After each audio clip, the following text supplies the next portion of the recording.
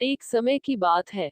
एक घने जंगल में पिंकू नाम का एक चतुर और शरारती बंदर रहता था। उसी जंगल में शेरू नाम का एक शक्तिशाली राजसी शेर रहता था। वे दोनों पड़ोसी थे, लेकिन उनका व्यक्तित्व बहुत अलग था। पिंकू नाम का बंदर हमेशा ऊर्जा से भरा रहता था और उसे जंगल में अन्य जानवरों के साथ मजाक करना पसंद था। वह अपनी चालाकी के लिए जाना जाता था और अक्सर चालाकी दिखाने के चक्कर में खुद को परेशानी में डाल लेता था। दूसरी ओर शेरू बुद्धिमान और दयालु था। जंगल के सभी जानवर उसका सम्मान करते थे। वह अपनी बहादुरी और नेतृत्व के लिए जाना जाता था। एक दिन पिंकू ने शेरू के साथ एक मजाक करने का फैसला किया। उसने सोचा कि शक्तिशाली शेर को चुनौती देना और अन्य जानवरों के सामने अपनी चतुराई साबित करने में बड़ा मजा आएगा। वह एक ऊंचे पेड़ की चोटी पर चढ़ गया और चिल्लाया, हे शेरू, मैं तुम्हें ताकत और चपलता की प्रतियोगिता के लिए चुनौती देता हूँ। देखते हैं जंगल की दूसरी ओर नदी तक कौन पहले पहुंच सकता है। शेरू बुद्धिमान होने के नाते जानता था कि पिंकू बंदर कुछ करने वाला है, लेकिन उसने बंदर के साथ खेल खेलने का फैसला किया। उसने जवाब दिया, बहुत अच्छा पिंकू, मैं तुम्हारी चुनौती स्वीकार करता हूँ। जंगल के अन्य जानवर प्रतियोगिता देखने के लिए इकट्ठा हो गए। शेरू और पिंकू प्रतियोगिता के लिए तैयार होकर साथ साथ खड़े हो गए। जैसे ही दौड़ शुरू हुई, पिंकू अपने लाभ के लिए अपनी चपलता का उपयोग करते हुए एक शाखा से दूसरी शाखा पर झूलते हुए आगे बढ़ता गया। वह तेज और फुर्तीला था और उसे विश्वास था कि वह ही जीतेगा।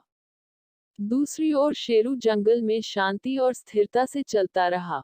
वह जानता था कि पिंकू के साथ दौड़ना उचित नहीं होगा, क्योंकि उसे ताकत के लिए बनाया गया था, बंदर की तरह गति के लिए नहीं। जैसे ही पिंकू आधे रास्ते पर पहुंचा, वह ये देखने के लिए पीछे मुड़ा कि शेरू कहाँ है। उसे आश्चर्य हुआ कि उसे शेर कहीं भी दिखाई नहीं दिया। पिंकू बंदर यह सोचकर खुद पर हंसा कि उसने शेर को मात दे दी है। हालांकि पिंकू बंदर को यह नहीं पता था कि शेर ने एक अलग रास्ता अपना लिया है।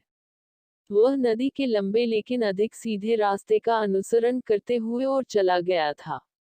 जैसे ही पिंकू बंदर नदी के पास पहुंचा, वह ये देखकर चौंक गया कि शेर तो पहले से ही वहां पहुंच चुका था और शांति से नदी के किनारे से पानी पी रहा था। ये देखकर पिंकू बंदर को शर्मिंदगी महसूस हुई और उसे एहसास हुआ कि उसने शेरू की बुद्धिमत्ता और रणनीति को कमा का था।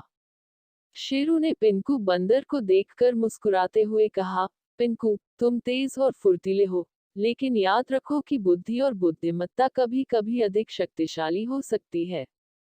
पिंकू को शेरू की बातें सुनकर थोड़ा अच्छा लगा और उसने स्वीकार किया कि शेर को चुनौती देना उसकी मूर्खता थी।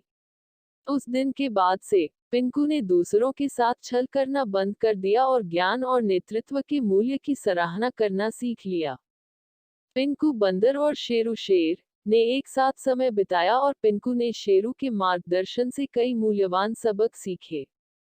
दोनों ने साथ मिलकर जंगल में शांति और सद्भाव सुनिश्चित किया, सभी जानवरों को सम्मान, दया और समझ का महत्व सिखाया।